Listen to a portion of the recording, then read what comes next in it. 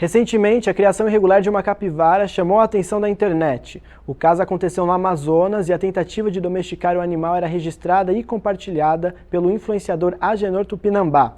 Essa história levantou discussões, como as consequências de se criar um animal silvestre fora de seu habitat natural.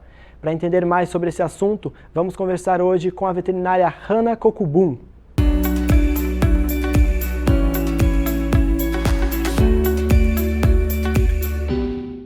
Hannah, obrigado pela sua participação aqui com a gente hoje.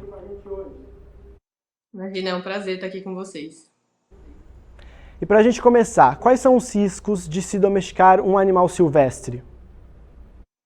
Começa que, na verdade, por exemplo, no caso dessa capivara, é um animal que vive em grupo, né? Então, assim, quando a gente tira esses animais do habitat natural, a gente já gera um impacto gigantesco no ambiente que esse animal vive, além de ser um crime ambiental gravíssimo, né? Então, a gente acaba fazendo o que eu comento sempre, é um sequestro que a gente acaba fazendo, né? Que as pessoas fazem com o intuito do bem, na maioria das vezes, mas você retira esse animal do habitat natural e de onde ele deveria viver, com os animais que ele deveria viver da mesma espécie. E existem pessoas que possuem autorização para ter determinado animal silvestre como pet. Em quais casos existe essa permissão? Então, existem algumas espécies que existe uma documentação e criatórios comerciais para produção, né, a reprodução e a venda desses animais. Então, eles têm uma licença específica pelo IBAMA, eles têm os treinamentos, né? Então, a pessoa sabe realmente cuidar desses animais para conseguir fazer a venda.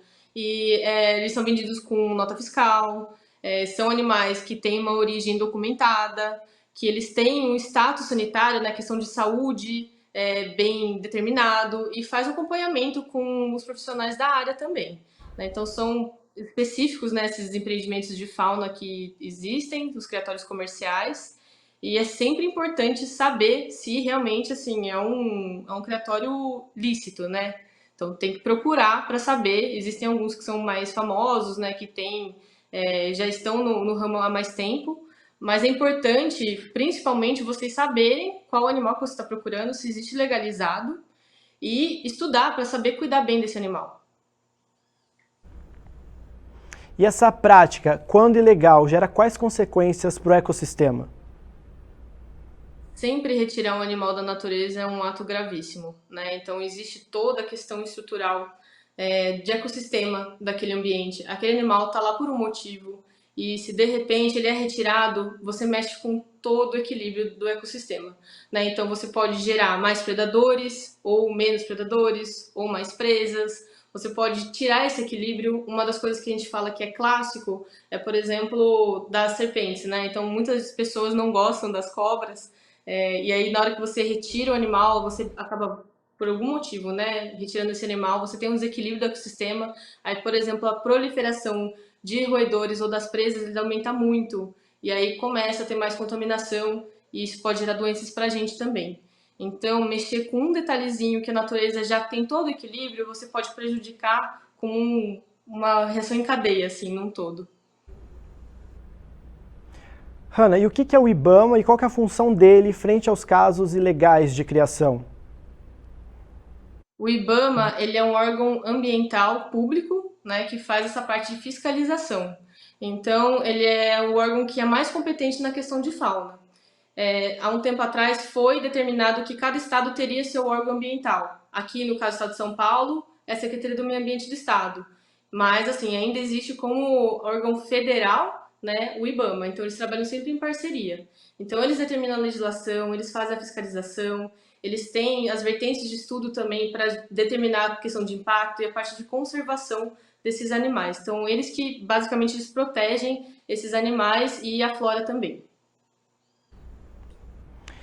E em casos de animais resgatados dessa criação ilegal, o que acontece com eles depois do resgate? Qual que é o papel do CRAS, por exemplo, nesse trabalho de reabilitação?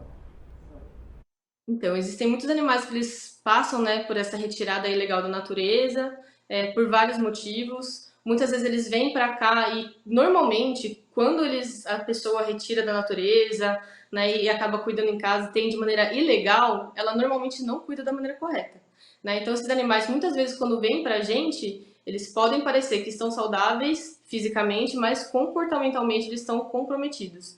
Então a gente passa por um processo inicial de triagem, né? Então a gente faz uma avaliação desse animal, vê se ele está saudável. Então para isso a gente faz muitos exames, a gente faz exame físico, de sangue, imagem, exame de fezes, alguns PCRs também a gente faz, né? Assim como a gente faz o teste de Covid para humano, a gente faz também algumas doenças específicas para esses animais.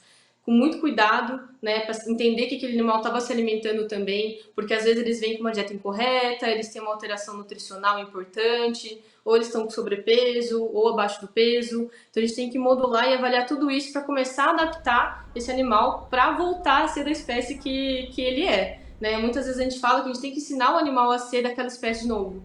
Então o sanhaço tem que aprender a ser sanhaço de novo, uma capivara tem que aprender a ser capivara de novo. Entender que as pessoas, muitas vezes, por mais que ela teve um contato que não foi lesivo para ela no primeiro momento, mais para frente pode ser.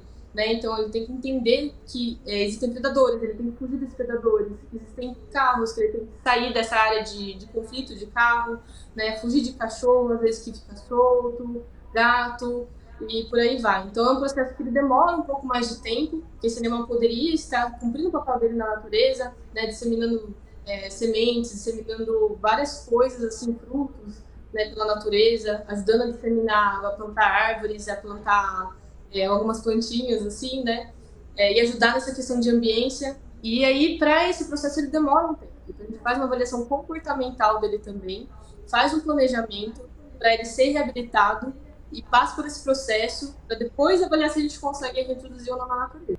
Para finalizar, como denunciar esses casos ilegais de criação? Nesses casos ilegais de criação, sempre entrar em contato com a Polícia Militar Ambiental.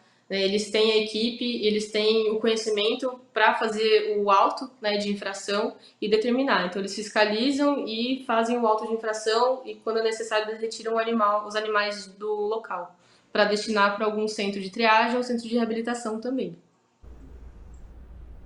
Hanna, obrigado pela sua participação. Imagina. Muito obrigada, eu que agradeço. E obrigado também a você que nos acompanhou até aqui. Siga a gente nas redes sociais, é só procurar @TVUnivap, tudo junto. Até logo!